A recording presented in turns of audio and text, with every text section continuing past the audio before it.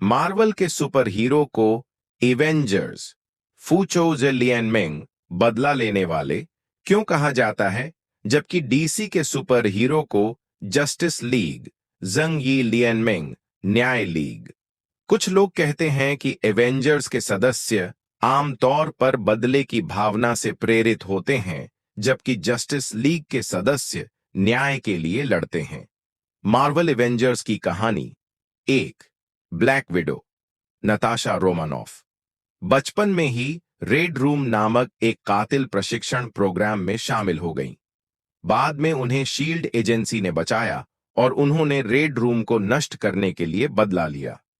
2 iron man Tony Stark अमीर businessman थे, लेकिन एक आतंकी हमले में घायल हो गए और पकड़े गए।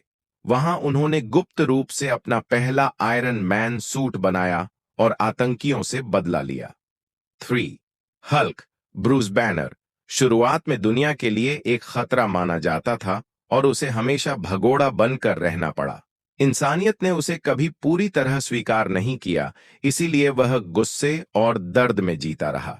4 कैप्टन अमेरिका स्टीव रॉजर्स अपने दोस्त बकी विंटर सोल्जर को बचाने के लिए युद्ध में कूदे। 70 साल तक बर्फ में फंसे रहने के बाद वह खोए हुए समय और अधूरे मकसद को पूरा करने के लिए लड़ते हैं। 5 थॉर उनकी मां की हत्या मलाकित ने की, पिता ओडिन को उनकी बहन हेला ने मारा और उनकी पूरी दुनिया असगार्ड नष्ट हो गई। उन्होंने अपने भाई लोकी को भी अपनी आंखों के सामने मरते देखा, जिससे वह पूरी तरह से अकेले हो गए। 6 हॉकाई क्लिंट बार्टन थानोस के स्नैप के बाद उनके पूरे परिवार की मौत हो गई। गुस्से में उन्होंने अपराधियों का सफाया करना शुरू कर दिया, जब तक कि ब्लैक विडो ने उन्हें नहीं रोका।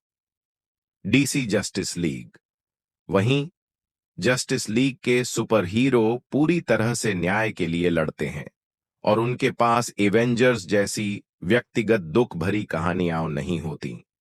अब सवाल यह है कि अगर एवेंजर्स और जस्टिस लीग आपस में लड़ें तो कौन जीतेगा?